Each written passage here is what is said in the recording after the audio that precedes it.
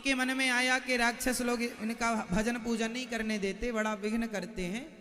तो राम जी को लेने अयोध्या गए और दशरथ जी से कहा। दशरथ जी ने प्रणाम किया, महाराज जी के रहने खाने ठहरने की व्यवस्था की, चरण पखारी, चरण धोए दशरथ जी ने कि गुरु जी आए हैं। और दशरथ जी ने कहा, महाराज आप क्यों आए हैं, आप कुछ मांग लीजिए। मांगहूँ भूमि धैनु धन कोशा, जितनी गाय धन मांगना है मांग लो, आज ये दास प्रसन्न है। दशरथ जी कह रहे, विश्वामित्र जी बोले हम राम को लेने आए हैं, हमें अनुज समेत लक्ष्मण सहित अपना बेटा, बड़ा बेटा हमें दो, ये राक्षसों को मारने जाएंगे। अब दशरथ जी घबराए, भगवान जो मांगो दे दूं, मैं प्राण दे दूं, सब सुत मोहि प्राण की नाई, पर राम देत नहीं बने गोसाई, मैं राम नहीं दे सकता। विश्वामित्र जी को गुस्सा आई, क्यों नहीं दे सकते, ये तुम्हारी बेटे थोड़ी है, हम सबके भगवान हैं, तुम्हारे यहां आए हैं, तुम अधिकार ना जमाओ ज्यादा। तब विश्वामित्र जी ने वशिष्ठ जी से कहा, जरा चेला को समझाओ। वशिष्ठ जी समझा रहे हैं। तब वशिष्ठ बहुविधि समझावा, तब वशिष्ठ जी ने क्या समझाया, बहुविधि, बोलो बहुविधि। वशिष्ठ जी ने समझाया कि बहुविधि, ये बाबा जी बहु लाएंगे, बहुविधि समझावा, ये बहू लाने वाले बाबा हैं। राम जी को भेज दो, दो जाएंगे, चार होके आएंगे, और चारों गए तो 8। दशरथ जी बोले अच्छा, बोले हाँ, इनके जान पहचान में एक बढ़िया लड़की है, तो ये तो आपसे विवाह करने के चक्कर में लेके जा रहे हैं। राक्षस वाक्षस तो ठीक मरेंगे, पर अब बेटा आपका बड़ा हो गया है, अब बहू। तब वशिष्ठ बहु विधि समझावा, बहू की विधि समझाई कि ये ले जाएंगे फिर शादी विवाह का, आप तो ढूंढ नहीं पाएंगे बढ़िया, इसलिए गुरु जी को ढूंढने दो। तो वशिष्ठ जी समझाए, तब नृप संदेह नास कह पावा, दशरथ जी का संदेह गया। ठीक है अच्छा गुरु जी, सौंपे भूपर सही सुत बहु विधि दे असी, बहू की भी आशीर्वाद दे दिया, बहू भी आएगी, चिंता न। जननी भवन गए प्रभु चले नाय पद शीस। अब राम जी सबसे आज्ञा ले रहे, माँ हम जा रहे हैं, कहाँ, बहू लेने जा रहे हैं। कौशल्या मैया को प्रणाम, सुमित्रा मैया को प्रणाम, कैकेयी मैया को प्रणाम, राम जी करके चले। कौन कौन चले, राम जी और कौन कौन चले, श्री लक्ष्मण जी चले। जब चले गुरु जी के संग, तो श्याम गौर सुंदर दो भाई, विश्वामित्र महानिधि पाई। श्याम गौर, अब बताइए दोनों में सांवले कौन थे और गोरे कौन थे? राम जी लक्ष्मण जी कैसे थे, हाँ मैया, और राम जी सांवले थे, हाँ। इसलिए भगवान सांवले रहते हैं। अच्छा किसी ने कहा राम जी सांवले क्यों, यहां हमारे श्याम सुंदर भी सांवले क्यों? कभी आपने सोचा कि भगवान सांवले क्यों? अच्छा राधा जी गोरी हैं कि सांवली हैं? और यहां सीता मैया गोरी हैं, राधा जी गोरी हैं, और दोनों सांवले हैं, हमारे राम जी और हमारे श्याम जी। एक सज्जन ने हमसे कहा महाराज जी ये भगवान सांवले क्यों हैं? हमने कहा पहले गोरे थे, पहले बहुत गोरे थे, फिर क्या हुआ? बोले सीता मैया का इतना चिंतन किया, इतना चिंतन किया, इतना चिंतन किया कि सीता मैया का सांवलापन राम जी ने ले लिया, और राम जी का गोरापन माता सीता ने ले लिया। यहाँ राधा जी का सांवलापन श्याम सुंदर ने ले लिया, और श्याम सुंदर का गोरापन श्री राधा रानी ने ले लिया। तो अलटी पलटी हो गई, इसलिए श्याम सुंदर सांवले हैं। श्याम गौर सुंदर दो भाई, विश्वामित्र मानो महानिधि, राम लक्ष्मण से बड़ा कोई धन होगा। आज विश्वामित्र जी मानो संसार का सारा धन पा गए हों। तब तक एक राक्षसी आ गई। जब वहां बक्सर के आसपास पहुंचे तो वहां राक्षसों का बड़ा मेला लगता था। एक राक्षसी आई, नाम क्या था? ताड़का। ताड़का जब आई तो राम जी ने ताड़का को देखा। सावधान, हाँ गुरुजी ने सावधान, राम जी सावधान, ताड़का आ रही है, बहुत बहुत हमारा यज्ञ बिगाड़ती है ये राक्षसी। ताड़का, राम जी ने बाण उठाया और ताड़का की तरफ देखा और देखकर राम जी ने क्या किया? एक ही बाण प्राण हरि लीना, दीन जानते ही निज पद दीना। एक ही बाण प्राण हर लीना, दीन जानते ही निज पद दीना।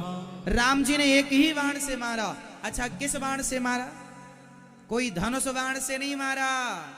राम जी ने ताड़का को देखा और जरा उसकी तरफ देखकर मुस्कुरा दिया, तो मुस्कान के बाण से ही ताड़का मर गई। मुस्कुरा दिया, है ना? मार देते भगवान जिसकी तरफ देख के आपकी तरफ देख के मुस्कुरा दे तो आप मर जाओ। हाँ, मुस्कान तेरी मोहन घायल कर जाती है। तो भगवान की मुस्कान कोई ऐसी वैसी थोड़ी है, जिसकी तरफ देख ले ना सो सके, ना जाग सके, ना जी सके, ना मर सके। ताड़का तो मर गई बेचारी एक ही बाण से। कौन से बाण से मारा राम जी ने? कृपा के बाण से मार दिया, मुस्कुराहट से मार दिया ताड़का को। और कौन सी गति दी? जो गति पूतना को दी वही गति, जो कौशल्या को दी वही गति भगवान ने, वही गति भगवान ने ताड़का को निज पद दिया। दीन जान करके, इसे तो अपने कल्याण का साधन पता नहीं, तार दिया। भगवान तो तारना जानते हैं मेरी माँ, बड़े दयालु हैं। जब ताड़का जैसों पर कृपा कर सकते हैं मेरे रघुनाथ, तो हम पर आप पर क्यों नहीं करेंगे? विश्वास से डटे रहना उनके चरणों में। आज नहीं तो कल, आज नहीं तो कल, नहीं तो परसों, राम राम रटते रहो जब तक घट में प्राण। कभी तो दीन दयाल के भनक पड़ेगी कान। अब ताड़का को मारा, मर गई। राम जी वहां से आ गए। अब मारीच आया। मारीच, गुरु जी ने कहा, राम जी ने कहा हम चलो, हम यज्ञ हम कर रहे हैं, रक्षा यज्ञ करो। गुरु जी ने स्वाहा स्वाहा जो यज्ञ शुरू किया, मारीच आया। ये वही मारीच, इसकी कहानी दो बार आएगी। एक यहाँ आया, एक ये वही आगे, ये मामा मारीच है, सोने का मृग बन के आएगा आखिरी में। ये फाइनल तब मरेगा। राम जी को पता था, इसलिए राम जी ने इसे अभी मारा नहीं। चाहते तो राम जी ताड़का को मार दिए, मारीच को मार नहीं सकते थे। राम जी ने कहा यह बाद में काम आएगा, इसके कारण लीला आगे बढ़ेगी, इसलिए राम जी ने आगे के लिए छोड़ दिया। यही मारीच सोने का मृग बन के आएगा आगे, आगे हम आपको सुनाएंगे। तो आगे की प्लानिंग भी राम जी चालू कर रहे हैं, है ना। अब मारीच आया और राम जी ने बिनु फर बाण राम ते ही मारा, सत जो जनगा सागर पारा। बिनु फर बाण मतलब बाण में जो आगे होता ना नुकीला, वो हटा दिया, सीधा बाण मारा। तो इतना जोर से बाण मारा कि सागर पार जाकर के मॉरिशस, आज मॉरिशस नाम का एक देश है, मारीच जाके वहां गिरा, उसके नाम से मॉरिशस नाम पड़ गया देश का, मॉरिशस। आज मॉरिशस नाम का एक देश है कि नहीं, मारीच वहां का राजा था। राजा क्या था, वहां जाके राम जी ने मारा दिया, वहां गिरा धम्म से। फिर रावण वहीं गया था मॉरिशस हेल्प मांगने के लिए मारीच से, मामा जी साथ दो, सोने का मृग बन जाओ। वो आगे हम आपको सुनाएंगे। अभी तो मॉरिशस में भेज दिया राम जी ने, जाओ विदेश की हवा खाओ, कुछ दिन और जी लो। चाहते राम जी जो राम जी एक बाण से समुद्र पार करा सकते, मार नहीं सकते थे, मारा नहीं, आगे की प्लानिंग में काम आएगा। तब राम जी भगवान है, जब जान रहे हैं आप, मोहित ना हुआ करो लीला में। अच्छा अब सुनो एक बात बढ़िया। अब गुरु जी का यज्ञ बिल्कुल पूरा हुआ। अब गुरु जी के चरण दबा रहे हैं राम जी, गुरु जी के चरण। तभी क्या हुआ, जनक जी के यहाँ स्वयंवर चल रहा था। धनुष यज्ञ सुनी रघुकुल नाथा, हरसि चले मुनि वर के साथा। तभी गुरु जी का यज्ञ पूरा हुआ। तभी जनक जी के यहाँ से एक सूचना आई कि सीता का स्वयंवर है, तो आप गुरु जी आशीर्वाद देने पधारो। तो गुरु जी तो पधारे। अब गुरु जी के संग दो और थे, राम लक्ष्मण, तो वो भी पधारे। तो गुरु जी के संग कौन कौन चले, कहाँ चले? अच्छा एक बात बताओ, जनक जी ने सीता स्वयंवर का निमंत्रण सबको दिया था, यहां तक कि रावण भी उस यज्ञ में आया था। सीता स्वयंवर में जनकपुर में रावण भी आया था, लेकिन दशरथ जी नहीं आए। दशरथ जी की तरफ से कोई आया नहीं। क्यों नहीं आया? इसका कारण है कि कुछ लोग कहते हैं कि नगर में ढिंडोरा पिटवाया था, जैसे सुनना हो सब जगह ढिंडोरा पिटवाया था, सुनना हो सुन लो, है ना। लेकिन दशरथ जी के यहां जनक जी ने जानकर निमंत्रण नहीं दिया। क्यों? इसके पीछे की कथा है, सुना दें आपको, सुन लो। मैया, ओ मेरी माँ, ये बेटा खड़े होके क्या चुंबक चिपका रही हो?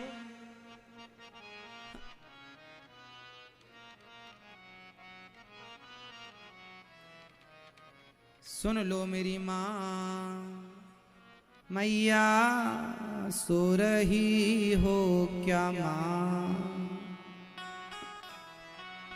नहीं,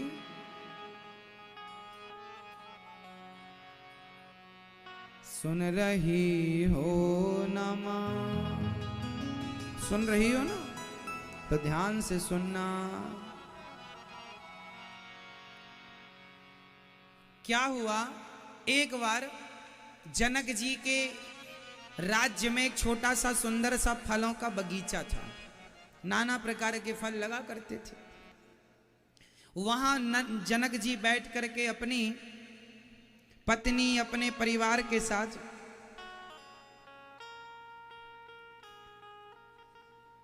नाच गाना वहां पर बढ़िया देख रहे थे। और जनक जी उस पार्क में बैठ करके, बड़े सुंदर, मिथिला की ये घटना है, नाच गाने का आनंद ले रहे थे। तभी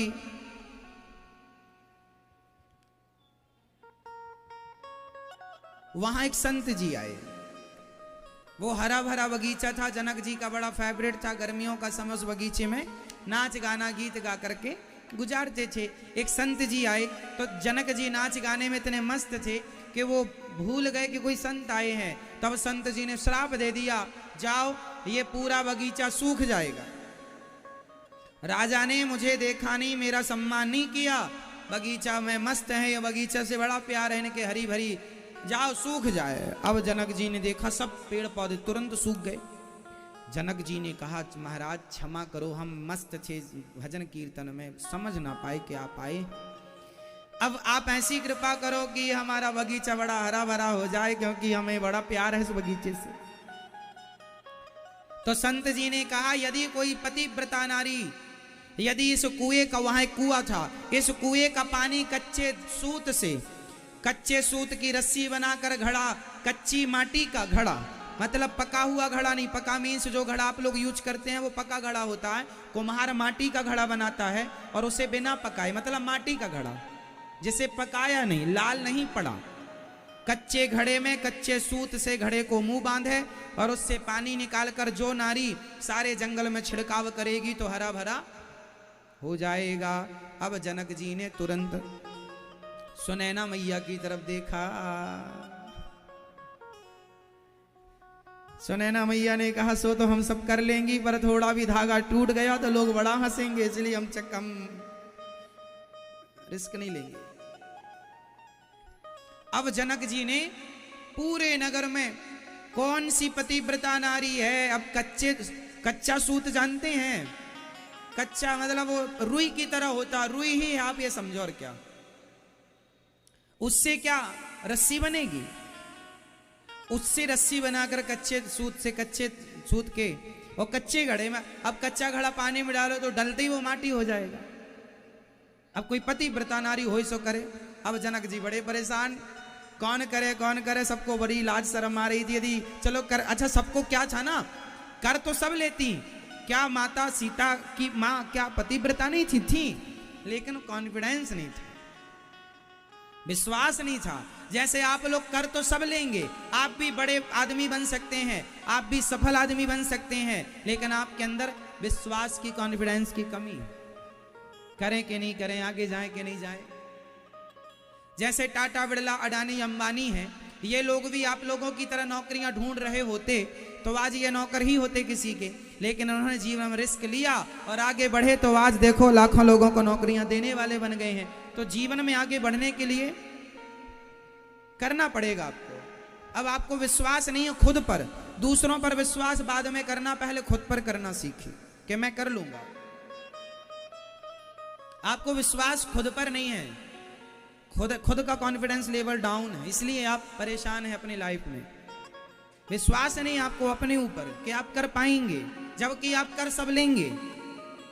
आज जितने भी सक्सेसफुल लोग हैं वो भी आपकी तरह दाल रोटी खाने वाले लोग छोटे से बड़े बने हैं। क्यों जी? कोई गरीब आदमी से बड़ा बना, कोई डायरेक्ट बड़े आदमी के घर में बड़ा पैदा हुआ, ऐसे कम लोग हैं कि पैदा होते ही बड़ा था, बाप दादों का नाम संभाला, बहुत कम लोग हैं ऐसे। बाकी नीचे से ऊपर जाने वाले लोग ज्यादा हैं। उनमें से एक आप भी हो सकते हैं यदि आप कोशिश करें तो, यदि आपको कॉन्फिडेंस विश्वास है तो, वरना आप भी फिर नौकरी ढूंढ ही रहे हैं कि हमें भी कहीं टुकड़ा मिल जाए नौकरी का तो हम भी कर लें। सेल्फ डिपेंड आप बनना ही नहीं चाहते, आत्मनिर्भर बनना ही नहीं चाहते। नौकरी लेने वाले मत बनो, नौकरी देने वाले बनो, है ना। और ये तब आएगा जब आपके अंदर कॉन्फिडेंस लेवल जाके 100 होगा। अभी कितना है? अभी 10-20 में ही आप पीछे हट जाए, नहीं महाराज हमसे नहीं होगा, हम नहीं कर पाएंगे। लो नहीं कर पाओ तो जाओ करो नौकरी, फिर नौकर बनो। नहीं कर पाओगे तो नौकर बनना पड़ेगा, और कर पाओगे तो मालिक बन जाओगे। बस इतना अंतर है। सारी जिंदगी के लिए नौकर फिक्स हो गए हैं आप, यदि नहीं कर पाए तो, और कर पाए तो फिर मालिक बन जाएंगे। फिर आपके घर में 10-20 नौकर होंगे पढ़े लिखे, और आप सैलरी दे रहे होंगे। आप देने वाले बनेंगे नौकरी, ना कि लेने वाले। चलिए, तो जनक जी अब घबराए, अब क्या होगा, लगता ये कभी नहीं। तब जनक जी ने अयोध्या के लिए एक पत्र लिखा दशरथ जी के लिए कि हमने सुना है कि आपकी पत्नी कौशल्या माँ बड़ी पतिव्रता है, हमारे यहाँ एक बगीचा सूख गया है, यदि वो आए कच्चे सूत की रस्सी बनाकर कच्चे घड़े में बांधकर पानी निकाल कर डालें तो हो जाए काम। दशरथ जी ने पत्र पढ़ा, कौशल्या माँ को दिया, कहा जरा तैयार हो जाओ चलेंगे। क्योंकि कौशल्या मैया से बड़ी पतिव्रता उस युग में कहाँ थी। कौशल्या मैया ने अपना सूटकेस पैक किया तो जो दासी उनके कमरे में झाड़ू लगाने वाली थी, तो आज उन्होंने पूछ लिया, माँ कहाँ जा रही हो? कौशल्या जी बोली, कुछ नहीं बेटा, ओ आज जनक जी के यहाँ बगीचा सूख गया है, कह रहे हैं आके जरा पानी डाल दो तो ठहरा हो जाएगा। पतिव्रता नारी उनको मिल नहीं रही है। तो दासी बोली, इतना काम करने आप क्यों जा रही है, मैं ही डाल के आ जाती हूँ। तो माँ कौशल्या के कमरे में झाड़ू लगाने वाली दासी बोली, आपको जाने की जरूरत, इतने से काम के लिए माँ आप क्यों जाओगी, मैं जाती हूँ। तू कर लेगी? हाँ, आपका आशीर्वाद दो, जा आशीर्वाद। जो रथ माँ कौशल्या के लिए तैयार हुआ तो उस पर महारानी बैठ के गई। अब दशरथ जी ने को सेना भी भेज दी, सुरक्षा राज्य से। अब जनक जी को लगा के कौशल्या जी आ रही हैं और बड़ी खूब तैयारी, ढोल नगाड़े बज रहे हैं। और जब रथ पर बैठी महारानी तो जनक जी ने प्रणाम किया, जय हो माँ कौशल्या मैया, बड़ी सुंदर थी। अरे कौशल्या मैया ही की तो दासी हैं, कोई सामान्य थोड़ी होंगी, वो उनकी दासी भी सामान्य थोड़ी होंगी। जनक जी ने प्रणाम किया तो दासी ने कहा महाराज हमें प्रणाम ना करो। क्यों? आप तो कौशल्या मैया ना, हम कौशल्या मैया नहीं, हम उनकी दासी हैं। झाड़ू लगा रही थी, कपड़े भी नहीं बदले, वैसे ही आ गई हैं। जनक जी ने कहा आप कर लोगी? हाँ चलो बताओ कहाँ तुम्हारा बगीचा। गई और गई तो सूत उत पड़ा था, दशरथ जनक जी ने सब इकट्ठा कर रखा था, कच्चा घड़ा कच्चा सूत। उसने कहा हे भगवान, यदि मैं सच्ची पतिव्रता हूं और अयोध्या की हूं, कौशल्या माँ की दासी हूं, तो ये सूत ना टूटे। और सूत की जो गांठ बांधी, रस्सी बनाई और घड़े पे बांध के डाला। सब लोग खड़े थे बिल्कुल, कब टूटे कब हम ही करें। कुछ लोग तो मजे ही लेने बैठे होते हैं। और वो दासी बड़े कॉन्फिडेंस, देखिए विश्वास क्या होता है, मैं कर लूंगी। डाला घड़ा कुएं में और पानी भर के खींचा, काहे को टूटे घड़ा। पतिव्रता है, कोई हरी गहरी छोड़ी है। पहले की दासियां भी पतिव्रता हुआ करती थी, औरों की तो छोड़ो। मेघनाथ तो राक्षस था, राक्षस की पत्नी भी पतिव्रता थी। रावण कौन सा अच्छा आदमी था, उनकी पत्नी कितनी बड़ी पतिव्रता थी, मंदोदरी है ना। और मेघनाथ की पत्नी कितनी बड़ी पतिव्रता थी। क्या नाम था मेघनाथ की पत्नी का? क्या नाम था बताओ? क्या मेरी मां? हाँ शकुंतला। हाँ मेघनाथ की पत्नी बड़ी पतिव्रता, अपने पति का सिर लेकर के चिता में जाकर बैठी, मरे हुए पति को हंसाया था। और ऐसी बड़ी पतिव्रता, ऐसी नारियां पहले राक्षसों की हुआ करती थीं, तो ये तो कौशल्या मैया की दासी हैं। उन्होंने पानी निकाला और पूरे में छिड़काव किया। देखते ही देखते पूरा बगीचा हरा भरा हो गया। जनक जी समझ गए, हे भगवान, इनकी तो दासियां इतनी पावरफुल हैं। हमने बुलाया महारानी को, आई दासी। तो जनक जी बोले सीता स्वयंवर में कही हमने, जनक जी बोले हमने कहीं दशरथ जी के बेटों को बुलाया, कहीं उनके नौकर आ गए, उनके चाकर आ गए, तो हमारी बेटी तो इसलिए बुलाया नहीं, बोले तुम्हें बुला के देख चुके हैं। इसलिए सबको निमंत्रण दिया था, जनक जी ने दशरथ जी को नहीं दिया, क्योंकि वहां से बुलाओ किसी को, आता कोई है और वहां सब पावरफुल। अयोध्या का तो कोई भी आदमी धनुष तोड़ सकता था। जनक जी को लगा हो सकता भैया वहां के आदमी अलग हो, तो जनक जी डर गए, बोले अब नहीं बुलाएंगे। और खासकर बाकी समय तो उनका बोलचाल था, बुलाना आना जाना था, पर सीता स्वयंवर में वो डर गए इस बात को लेके, कहीं उनके यहां फिर कोई और ना आ जाए।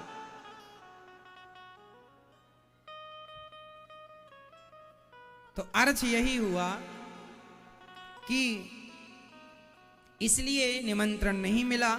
और आज राम जी चले हैं, और जब चले तो धनुष यज्ञ में जब राम जी चले तो चलते चलते जब बक्सर से जब जनकपुर की तरफ चले तो रास्ते में गंगा नदी के पहले एक आश्रम दिखाई पड़ा।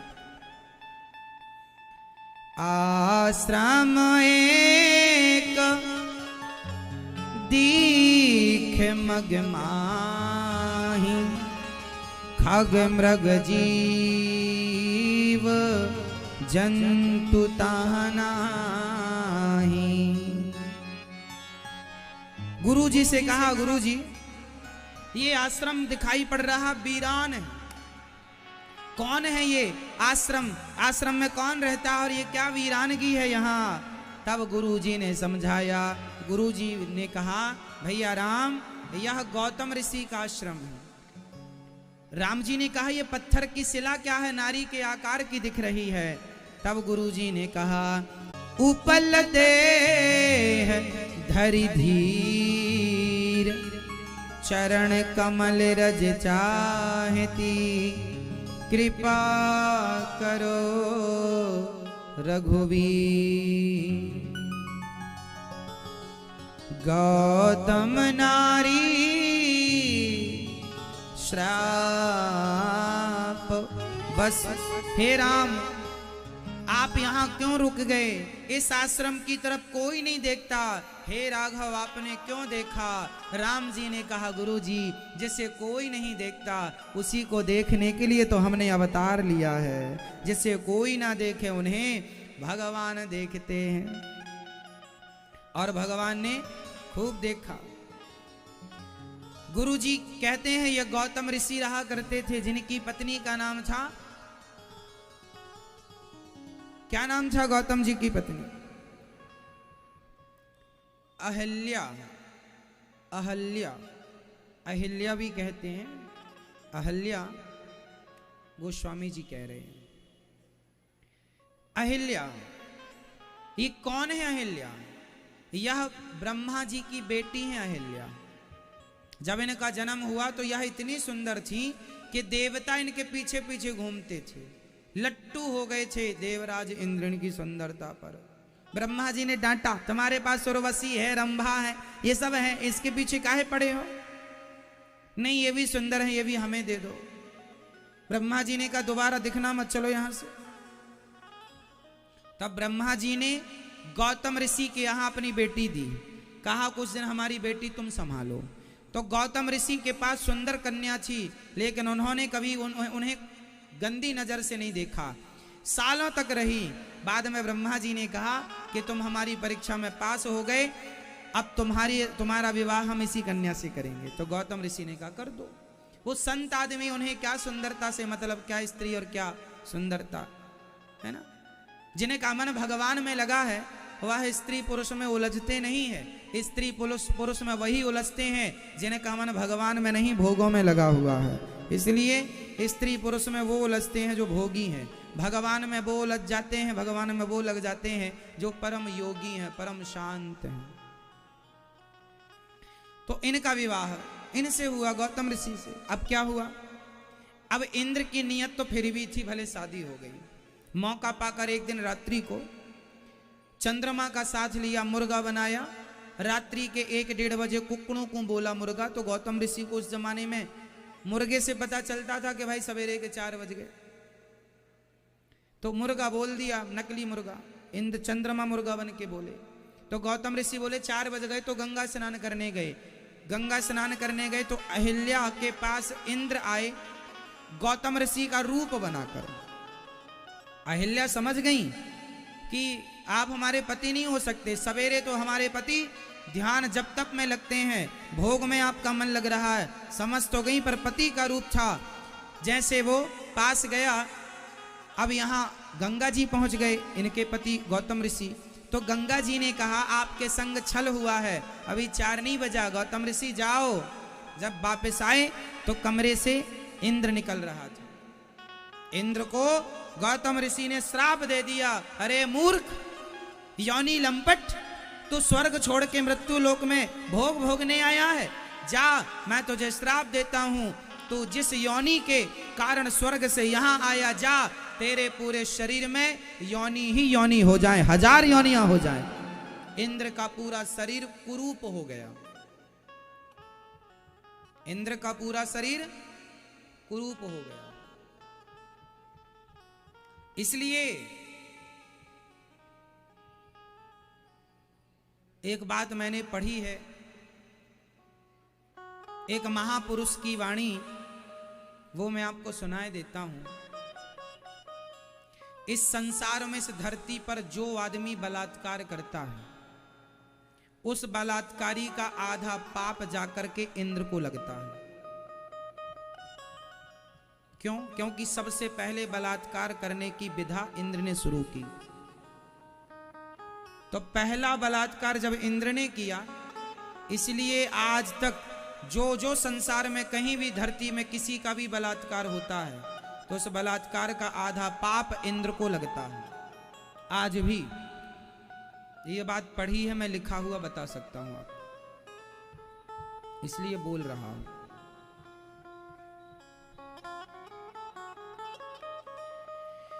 तो इंद्र सबसे पहले ये गलत हरकत उन्होंने की, इसलिए इंद्र को दंड, इसलिए इंद्र भले स्वर्ग के राजा हैं पर आज तक इस धरती में इंद्र की पूजा नहीं होती। कहीं आपने मंदिर ना देखे होंगे, इंद्र की पूजा नहीं होती, भगवान की पूजा होती है। इंद्र अपूज्य है, इंद्र पूज्य नहीं है,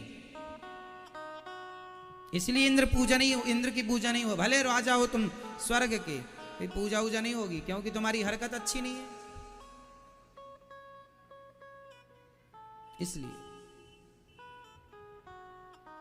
तो अहिल्या का पातिव्रत बिगाड़ा इंद्र ने, तो अहिल्या, इंद्र को श्राप क्या मिला, तेरे पूरे शरीर में योनि हो जाए। बाद में वही योनि इंद्र की आंख बन गई थी, आंख के रूप में भगवान ने परिणित कर दी थी कृपा करके। बहुत सालों के बाद जब ये फिर ये छिपा छिपा घूमते, फिर किसी को सकल सालों साल तक, सैकड़ों साल तक इंद्र ने किसी को मुंह नहीं दिखाया, मिला ही नहीं किसी को, जाके सरोवर में छिप गया इंद्र। सालों बीत गए, हाहाकार मचा, इंद्र कहाँ, इंद्र कहाँ। तब फिर दया लगी कि चलो गलती की है, दंड मिल गया, सैकड़ों साल बीत गए, शकल नहीं दिखाई क्योंकि लाज शर्म, अब पूरे शरीर में योनियां, गंदे छिद्र हैं, कैसे मुंह दिखाएं किसी को। फिर भगवत कृपा से वह योनियां इंद्र के नेत्र बन गई। फिर इंद्र इसलिए जिसको देखते हैं तो 1000 नेत्रों से देखते हैं। जो भगवान इंद्र को 1000 नेत्र देने वाले हैं, वो भगवान के कितने नेत्र होंगे, इसलिए समझ लीजिए भगवान अनंत नेत्र वाले हैं। इसलिए इंद्र के फिर बाद में नेत्र हुए। तो ये तो इंद्र को, अब चंद्रमा ने कहा कि तुम बताओ, मुर्गा बन के आ गए यहाँ कुकड़ों कू करने, एक अपराधी का साथ दिया, तुम भी अपराधी हो जाओ, तुम कलंकित हो जाओ, बड़े सुंदर हो ना, तुम में एक कलंक सदा दिखेगा। इसलिए चंद्रमा में जो काला धब्बा है वह गौतम ऋषि का दिया हुआ श्राप का धब्बा है। वो श्राप का धब्बा, ये कलंक है। जो देखेगा तुम्हें, तुम हो बड़े सुंदर, पर ये काला काला धब्बा देख के आदमी समझ लेगा कि तुम सुंदर हो, लेकिन गलत आदमी का साथ देते हो। इसलिए चंद्रमा में काला धब्बा है। देखा आपने कभी काला धब्बा? बचपन में जब हम छोटे थे ना, तो हम पूछा करते थे अपनी नानी से, दादी से, ये काला धब्बा क्यों है? तो हमारी दादी कहानी सुनाया करती थी। पहले बादल नीचे हुआ करते थे तो चांद नीचे थी। एक बूढ़ी अम्मा, बहुत नीचे बादल आ गए, चांद भी नीचे आ गए, खड़ी ना हो पाई, वो झाड़ू लगा रही थी। जब तक झाड़ू लगा रही थी तो बादल वादल सब नीचे आ गए, चांद नीचे आ गया, तो उसने एक झाड़ू मारी, खोपड़ी में आके बैठ रहा है, तो झाड़ू मारी तो वो काला काला झाड़ू का दाग हो गया। ऐसा समझा दिया करती थी दादी अम्मा। इसलिए चंद्रमा काले हैं, सांवले अर्थात धब्बा है, ऐसा दादी बोला करती थी। समझा दिया। हम बच्चों को पूछा करते थे क्यों काला, बच्चों की जिज्ञासा बड़ी होती है, माँ बाप भी कितना समझाए, कोई ना कोई बहाना से पिंड छुड़ा लेते थे वो लोग। क्यों, ये कहानी आपने सुनी कि अपनी दादी नानी से, कि पहले चंद्रमा नीचे था, बादल नीचे था, वो झाड़ू लगा रही थी तो और नीचे आ गया, तो वो खड़ी नहीं हो पाई तो उसने एक झाड़ू मार दी। सुनी आपने? सब ने सुनी, पर अपन सब एक से हैं।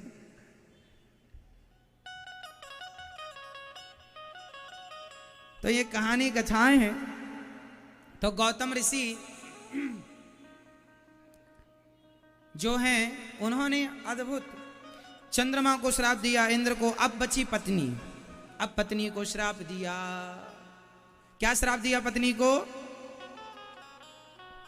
पत्नी को श्राप दिया, जाओ, तुमने पति को पहचाना नहीं, पति कौन है, जाओ पत्थर हो जाओ, तुम चरणों में गिर पड़ी, प्रभु क्षमा कर दीजिए, मेरा कोई अपराध नहीं है, मैं इंद्र के पास नहीं गई थी, इंद्र मेरे पास आया था, आपका रूप बना कर आया, मैं कैसे जानती, पतिव्रता हो तुम जान सकती थी।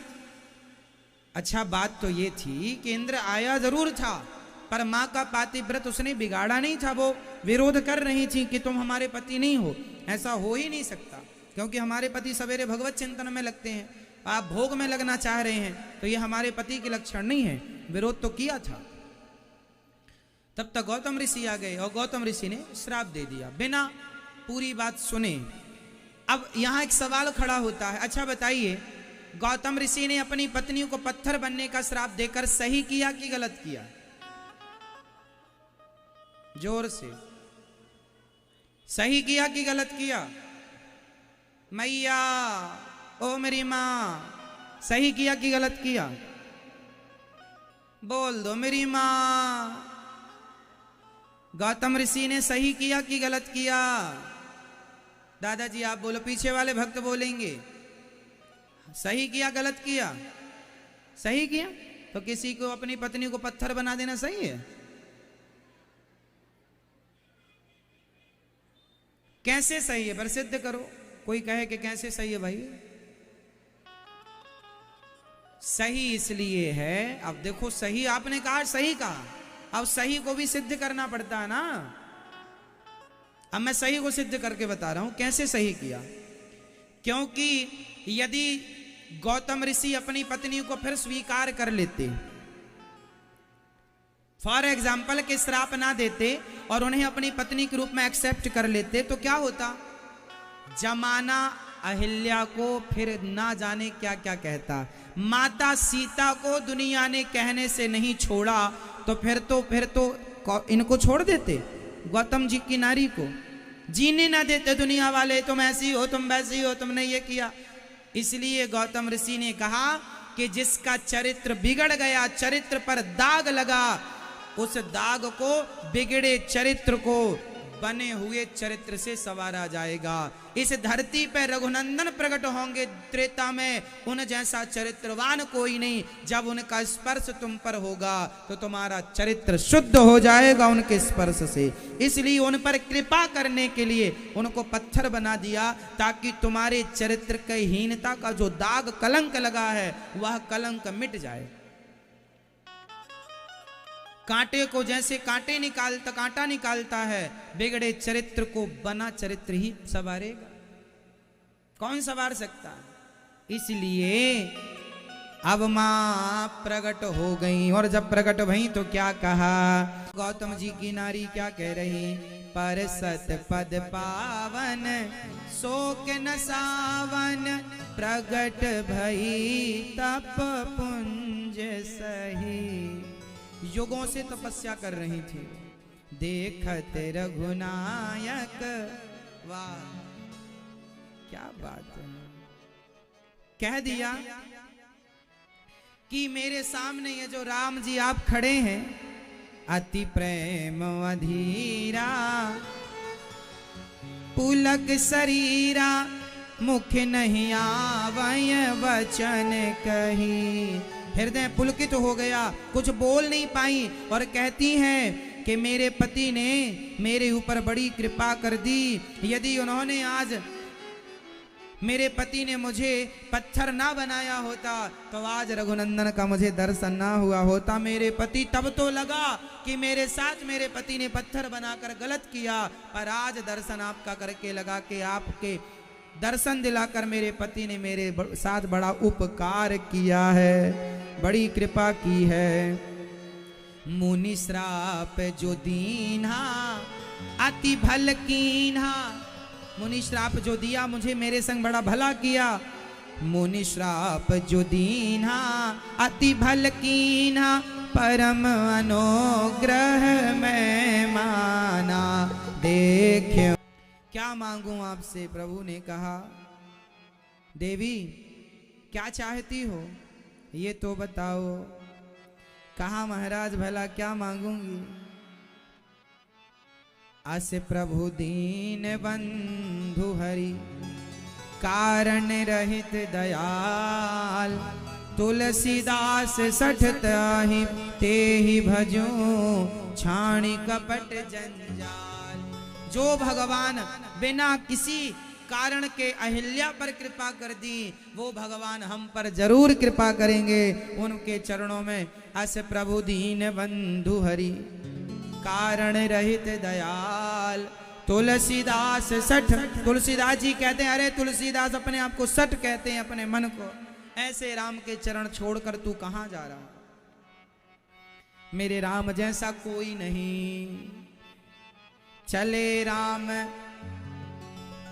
लक्ष्मण मुनि संगा, गए जहां जग पावनी गंगा, है ना।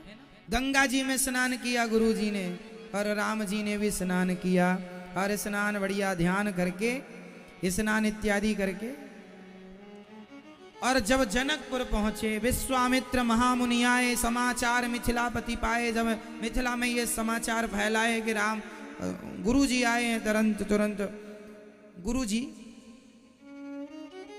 को ठहराया जनक जी ने। ते ही अवसर आए दो भाई, गए रहे देखन फुलवाई।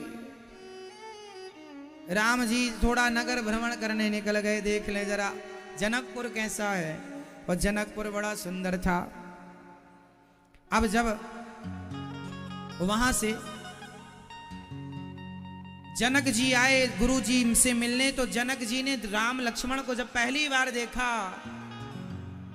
तो देखते ही राम लक्ष्मण से प्यार हो गया। जनक जी सोचे, हे भगवान मैंने संकल्प क्यों कर लिया, पहले ही पता होता तो इनसे मैं अपनी बेटी का विवाह कर देता। अब तो प्रतिज्ञा में बंध गया हूं। तो पूछा ये कौन है, तब दशरथ जी के बेटे हैं सा। रघुकुल मणि दशरथ के जाए, मम हित लागी नरेश पठाए। ये हमारे संग आए हैं। जब गुरु जी का भोजन पानी हो गया, गुरु जी थोड़ा विश्राम करने लगे, दोपहर का समय था। तो राम जी गुरु जी से कहते, गुरु जी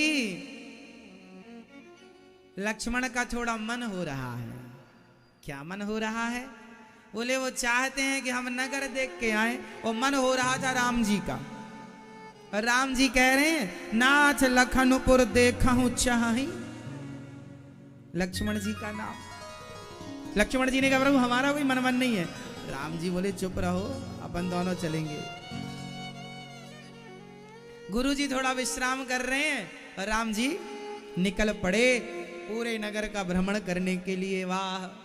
और जब नगर से निकले तो जहां जहां से जाएं पूरे नगर में हल्ला हो गया, अरे कोई भगवान आए हैं, सुंदर हैं, सुना है दशरथ जी के बेटे हैं, सुना है अयोध्या से आए हैं। अब तो सारी सखियां अपने घर के झरोखों से राम जी को टुकुर टुकुर देखने लगी। लंबा घूंघट है ना, घूंघट लंबा सा, लंबा घूंघट ऐसा उठा के ऐसा देख रही है माताएं। आधा घूंघट यहां तक ऐसा नहीं देखती माताएं, लंबा घूंघट डालने वाली मैया पूरा घूंघट डाल के यहां भी घूंघट है, ऐसे देख रही है टुकुर टुकुर। और जब जो देख ले उसकी पलक ही ना झपके, देखती जाए देखती जाए देखती जाए। एक सखी तो क्या हुआ सामने से आ रही थी सामने से आ रही थी और घड़ा था, कुएं से पानी भर के आ रही थी। और राम जी सामने से निकले तो राम जी को देखा, तो राम जी को देख के वो भूल गई घड़ा बड़ा है। और राम जी ऐसे गए, ऐसे देखते देखते गई, दीवार से भिड़ गई, घड़ा फूट गया उसका भिड़ गई। मतलब वो जहां तहां जहां नजर पड़ रही है वहां तक पलट के देख रहे। अब वो सखी ने सुनो, अरे सखियों सुनो सुनो सुनो, ये कौन है? आज तक हमारी आंखों ने इतने सुंदर पुरुष को नहीं देखा, ये सीता के लायक है। उनमें से एक सखी ने कहा, सुना है ये दशरथ जी के लाला हैं। हाँ। तो लक्ष्मण जी को सुनाकर एक सखी झरोके से बोली, सुना है कि अयोध्या में बाप की जरूरत नहीं पड़ती, खीर खाने से बच्चे हो जाते। कहीं ये वहीं के राजकुमार, ये बिना बाप के बेटे तो नहीं है? एक सखी बोली, सुनो इन पर लट्टू मत हो जाना, ये बिना बाप के हैं। लक्ष्मण जी बोले, हे भगवान हमें बिना बाप का कह रही हैं ये? हाँ हाँ, तुम सुना है अयोध्या में खीर खाने से बच्चे पैदा हो जाते हैं, बाप की जरूरत ही नहीं पड़ती। लक्ष्मण जी बोले, ये तो अच्छा गाली दे रही हैं अपने को। लक्ष्मण जी राम जी से बोले, भैया मैं कुछ बोल दूं? हाँ हाँ बोल दो। तो लक्ष्मण जी बोले, सुना, ठीक सुना तुमने, हमारे यहाँ बाप की जरूरत नहीं पड़ती, पर तुम अपना देखो, हमें उंगली दिखा रही है, तुम्हारी तरफ 3 है। हमारे यहाँ तो बाप की जरूरत ही नहीं है। तुम्हारे यहाँ तो ना माँ की जरूरत ना बाप की जरूरत, जमीन खोदने से बेटियां होती है ना। हम तो सोचे थे कि तुम्हारे यहाँ कोई प्लाट व्लाट लेके यहीं एकाध घर बनाएंगे, पर अब विचार नहीं है, क्योंकि घर खोदने के लिए नींव खोदेंगे तो हर जगह खोदेंगे, वहीं से एक छोरी पैदा हो जाएगी, हम कहाँ कहाँ से तुम्हारे यहाँ। ऐसा लक्ष्मण जी ने मोर्चा संभाला। अब ये बढ़िया बातें हुई, पूरा नगर भ्रमण कर रहे हैं, और भ्रमण करके जब राम जी आए तो राम जी गुरु जी के चरण दबाने लग गए हैं। और गुरु जी के चरण मुनिवर शयन की कीन्ह तब जाई। शाम का घूम के आए, फिर शाम का भोजन प्रसादी हुआ, और लगे चरण चापन दो भाई। राम जी गुरु जी के चरण दबा रहे हैं, इसलिए चरणों की सेवा करना हमारे राम जी सिखाते हैं। इसलिए दास अनिरुद्धाचार्य वृद्ध माओ के चरण सेवा करता है, क्योंकि चरण सेवा भगवान करते हैं। इसलिए चरण दबाने चाहिए अपने माँ के, पिता के, गुरुओं के। राम जी दबा रहे, चरणों की सेवा बड़ी सेवा होती है। अब सवेरा हुआ, उठे लखनऊ निसी विगत सुनी, अरुण शिखा धुनि कान, गुरु ते पहले जगतपति, जागे राम सुजान। गुरु जी सो गए, राम जी जागे, गुरु जी सबसे पहले लक्ष्मण जी जागे। जागे क्या, सो थोड़ी रहे, उठे, लेटे थे, उठ गए। राम जी स्नान ध्यान करके अब सवेरे सवेरे राम जी गुरु जी के लिए पुष्प लेने के लिए पुष्प वाटिका गए,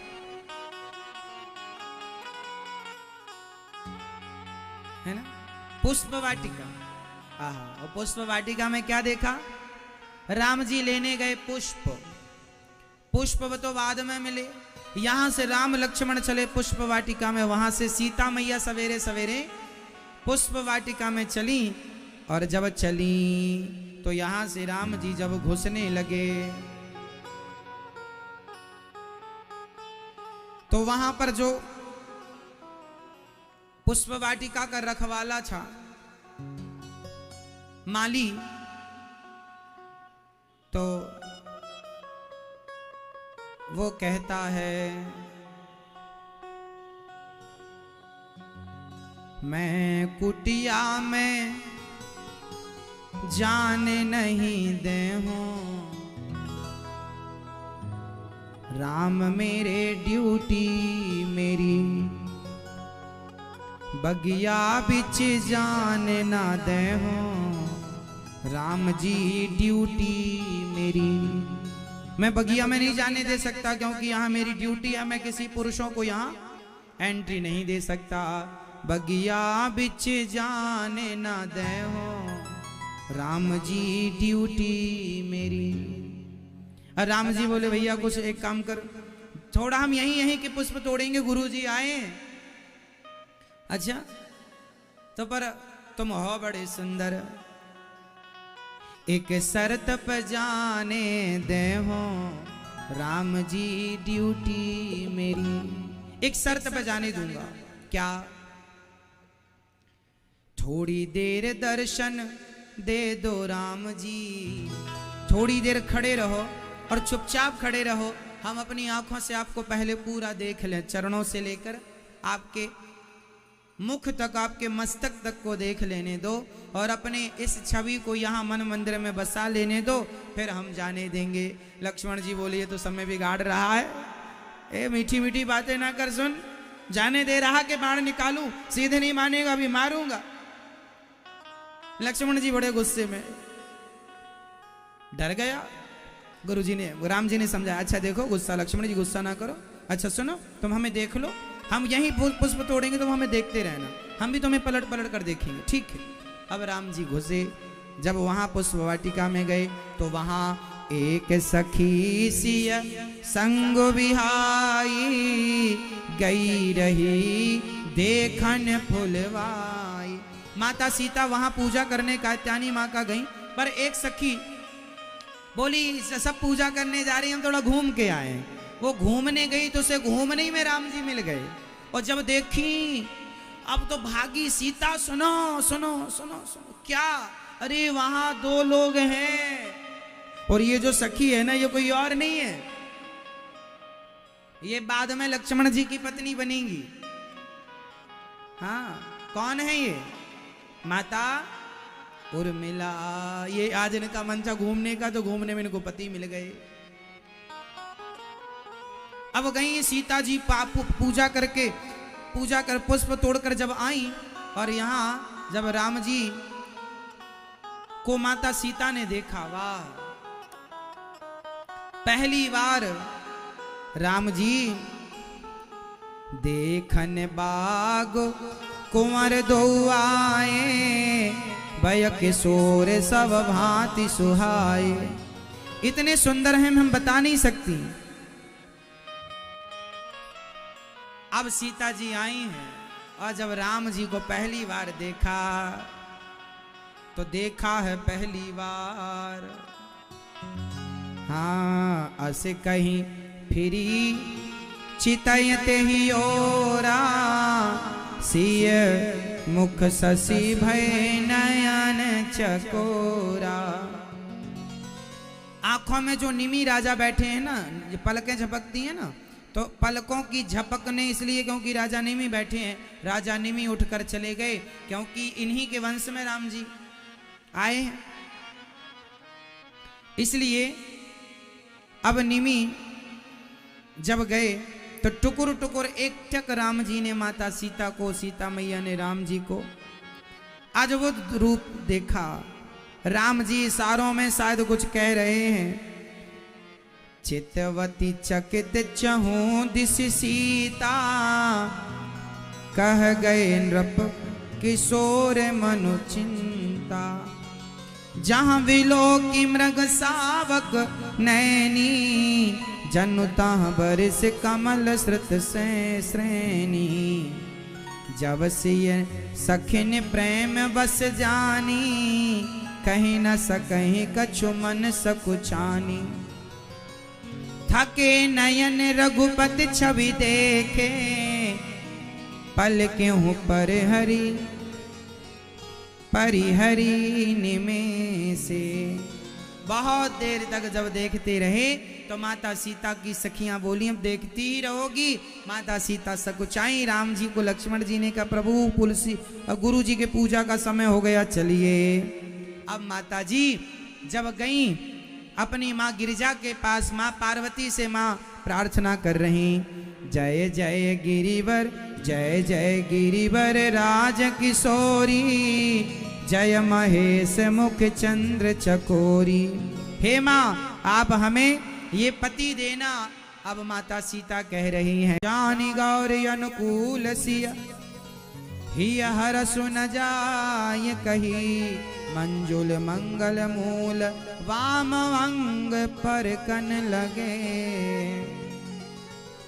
माता सीता ने जब प्रार्थना की, हे माँ हमें यही पति के रूप में प्राप्त हो। माता ने कहा, बताओ कौन से? मन जाहिरा च्यों, जो मन में बसा है वही मिले। मन जाहिरा च्यों मिलहि, सोवर सहज सुंदर। माता जी ने कहा, कौन सा? वहां तो दो खड़े थे, कौन सा वाला फिक्स कर दूं आपके लिए? एक गोरा है, एक सांवला। तो कह दिया, सांवरो मन जाहिरा च्यों मिलहि, सोवर सहज सुंदर। सांवरो सांवला वाला है ना। सीता मैया सांवले वाले पे उनको अपने मन मंदिर में बसाई है।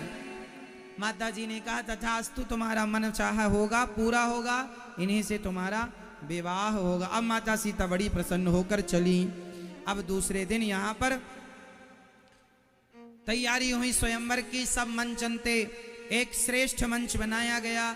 वहां पर राम जी को बिठाया गया, वहां लक्ष्मण जी को बिठाया गया, बीच में गुरु जी बैठे हैं। मंचन सब मंचन ते मंचु एक सुंदर विशद विशाल, मुनि समेत दो बंधु तहां बैठा रे महिपाल। यहाँ बैठो आप सबसे श्रेष्ठ आसन पर। रंग भूमि जब सिय पगुधारी, देखी रूप मोहे नर नारी। रामचरितमानस की इस चौपाई पर लोगों को बड़ा संदेह होता है। रामचरितमानस में एक दूसरी चौपाई है जहां लिखा है, नारी ना मोह नारी के रूपा। मतलब स्त्री कभी स्त्रियों को देखकर मोहित नहीं होती और पुरुष कभी पुरुषों को देखकर मोहित नहीं होता। स्त्रियां कोई कितनी भी सुंदर स्त्री है तो दूसरी स्त्री उसे सुंदर नहीं मानती, वो कहती हमसे ज्यादा थोड़ी है। वो अपने से सुंदर किसी को नहीं मानती, अपने से समझदार किसी को नहीं मानती। नारी कभी नारियों को देखकर मोहित नहीं होती। परंतु जब माता सीता आई तो माता सीता को देखकर नर पुरुष सब मोहित हो गए, नारियां भी।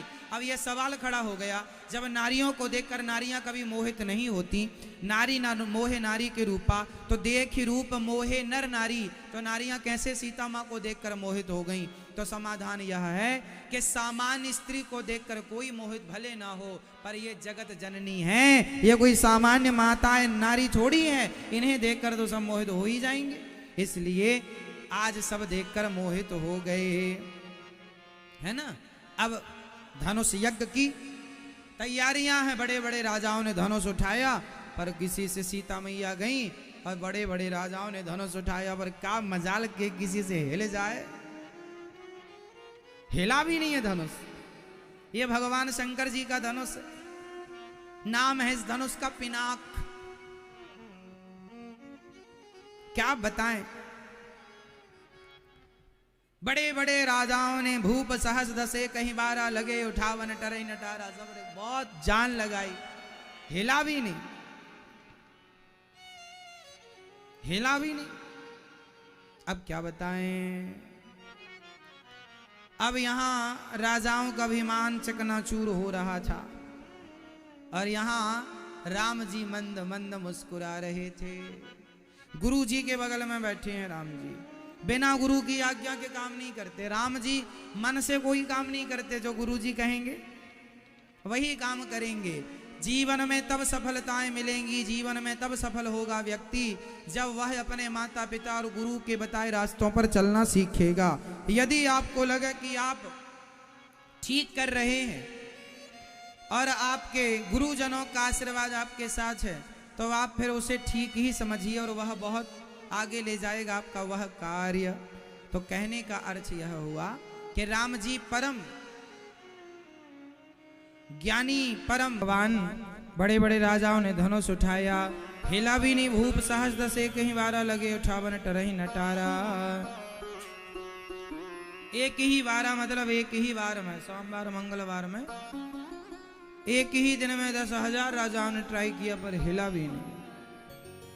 रावण बानु महाभट भारे, देखी सरासन गवाही सिधारे। दीप दीप के भूपति नाना, आए सुने हम जो पन उठाना। जब कोई धनुष ना उठा पाया तो बड़े परेशान हो गए जनक जी। राम राम, मेरी बेटी को लगता है कुंवारा रहना पड़ेगा। तब लक्ष्मण जी गुस्से में आए, महाराज ऐसा ना कहो, कोई छत्री नहीं है, छत्री ना बचे कोई। कुछ ऐसे कहा जनक जी ने, कोई छत्री ना बचा, होता तो कोई मेरी बेटी कुंवारी क्यों रहती, अब कुंवारी रहना पड़ेगी। लक्ष्मण जी बोले, जहां राम बैठे होते हैं वहां ऐसी बातें नहीं करते। हम चाहें तो पूरी पृथ्वी को उठा लें, धनुष की क्या है।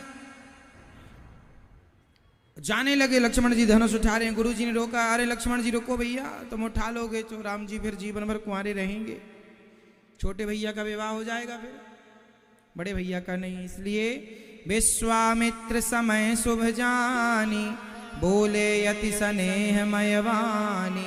उठहु राम उठो राम, भंजहु भव चापा, मैटहु तात जनक परितापा। जनक जी का संताप दुख दूर करो। राम जी उठे और राम जी ने उठ करके बड़े प्रेम से धनुष को प्रणाम किया, सबको प्रणाम किया।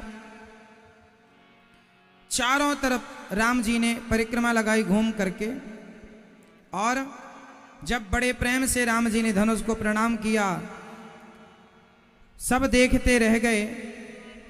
और यहां राम जी ने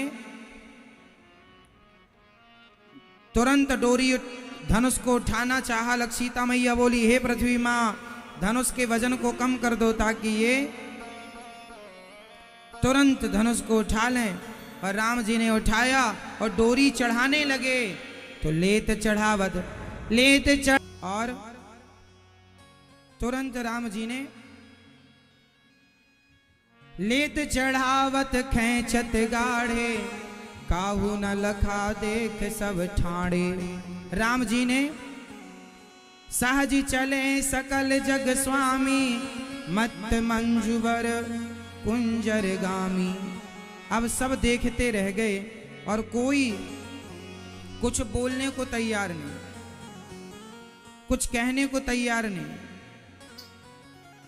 तुरंत देवता जय जयकार, राम जी ने धनुष उठाया, डोरी चढ़ाई और लेत चढ़ावत खेचत गाढ़े, काहू न लखारा देख सब ठाणे। ते ही धनु राम मध्य धनु तोड़ा, 20 से राम जी ने 2 धनुष को तोड़ा। देवता पुष्पों की वर्षा करने लगे। जय जयकार राजा रामचंद्र भगवान की जय हो। सब जय जयकार। माता सीता आती हैं, धीरे धीरे पग बढ़ाती हैं और श्री राम जी के गले में सुंदर सा माला पहनाती हैं। इस चरित्र को विस्तार से कल कहेंगे आपको हम। राम जी ने कैसे धनुष उठाया, कैसे तोड़ा, किस प्रकार का चरित्र है, जरा सुनिएगा। अब सीता मैया आई हैं, माला पहनाया, श्री राम जी ने माला पहनाया। बोलिए सियावर रामचंद्र की। आइए